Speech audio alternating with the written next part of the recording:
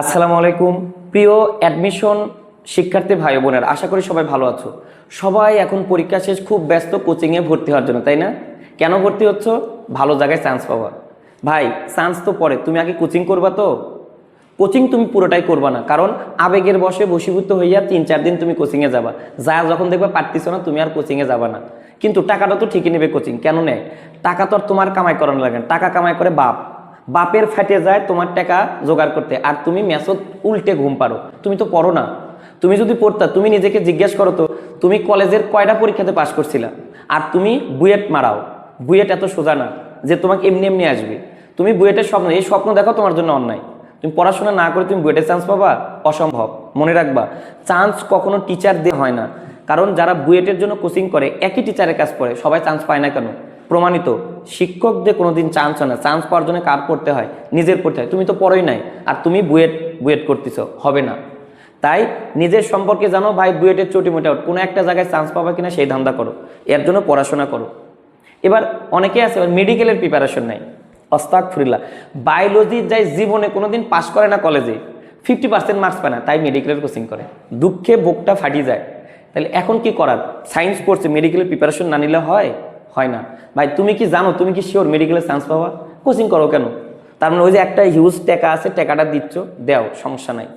তা এখন কোচিং করার জন্য তোমাকে কোচিং কি বলে, বা যাদের কাছে প্রাইড পড়ে তারা কি বলে? তোমাকে বুঝে বুঝে পড়তে হবে, বুঝে বুঝে পড়তে হবে। আমি তো বোঝা ছাড়া কিছুই করতে পারি না। বোকা চন্দ্র, তুমিও বোকা চন্দ্র, তোমার স্যারও বোকা চন্দ্র। মনে রাখবা, বুঝে বুঝে জীবনেও মেডিকেল হবে না, 100% শিওর। মেডিকেলের চান্স পাওয়া মানে তোমাকে খাড়ার উপর কি করতে হবে? মুখস্থ করতে হবে। মনে রাখবা, বসে পড়ে পড়তে প্রয়োজনে পশ্চাদাংশ কালো করে দিবা, তাও পড়া ছাড়বা না, তাহলে কেবলমাত্র মেডিকেল সম্ভব, ছাড়া সম্ভব না। মেডিকেল তুমি বুঝবা, যে বোকাচন্দ্র তোমাকে মেডিকেল অ্যাডমিশন যে বোঝার কথা বলে, কনসেপ্ট ক্লিয়ার করার কথা, বোকাচন্দ্র এতদিন কি করছিস? কনসেপ্ট ক্লিয়ার করিস নাই। একদিন যে কনসেপ্ট ক্লিয়ার হবে, তুই কনসেপ্ট ক্লিয়ার করবো আর একজন চান্স পাবে, তোর কনসেপ্ট কোনোদিন কি হবে না? ক্লিয়ার হবে না। সো বাদ দাও কনসেপ্ট ক্লিয়ার, বই নাও, নোট করো, লেখো, তাহলেই চান্স। মনে রাখবা, সবচেয়ে যারা বোকার মতো মেডিকেল অ্যাডমিশনের জন্য বসে বসে পড়ে, বারবার পরে তারাই চান্স পায়। আর যারা বারবার কনসেপ্ট ক্লিয়ার হয়, ওর সব কিছু কনসেপ্ট ক্লিয়ার হয়ে যায়, চান্স হয় না। তারপরে কি বলে, ও ভাইয়া বলেছিল, অমুক বলেছিল, তোমাকে মেডিকেলে চান্স পাওয়া বই আমি। হ্যাঁ অবশ্যই, যখন মেডিকেলের পরীক্ষা হয়ে যায়, তুমি আর চান্স পাও না স্টুডেন্ট হিসেবে, তুমি মাথা ঘুরে পড়ে যাও, তখন তুমি রুগী হিসেবে চান্স পাও মেডিকেলে। তখন ভাইয়া তোমাকে দেখতে যায়, কি বলে? আমি তো বলেছিলাম তুমি মেডিকেলে চান্স পাবা। আমি তো বলি নাই ছাত্র হিসেবে নাকি রুগী হিসেবে। তাই তোমার কাজ হলো, রুগী হিসেবে যদি চান্স পেতে চাও, পড়াশোনা করো না, বোঝার চেষ্টা করো। বুঝে বুঝে তুমি ফেনা তোলো, লাভ নাই। তোমাকে কি করতে হবে? পড়তে হবে, মুখস্থ করতে হবে, মুখস্থ। মনে রাখবা, মুখস্থ সমান মেডিকেল, মতে মেডিকেল, মতে মুখস্থ। তবে হ্যাঁ, মুখস্থ করে করে অবশ্যই তোমাকে লিখতে হবে। তথ্য শুধুমাত্র বইয়ে রাখলে হবে না। বই তুমি দাগাচ্ছ, দাগে বই তো ওই রকমই থাকলো, নেভার। দাগায় যেটা গুরুত্বপূর্ণ লাইন তোমার কাছে মনে হয়েছে এটা আসবে, সেটা খাতায় লিখে ফেলো, তাহলেই সম্ভব।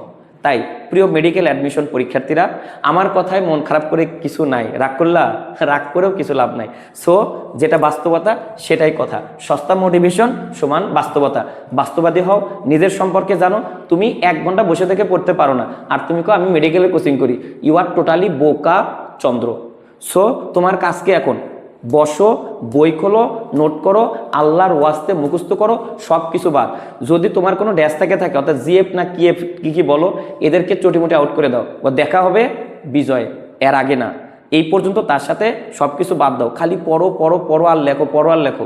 তথ্য অ্যাচিভ করো, তথ্যকে মনে রাখো। মনে রাখার জন্য অবশ্যই রিপিট পড়া দরকার। সো আমার কথায় যদি মন খারাপ করে থাকেন, আমার কিচ্ছু যায় আসে না।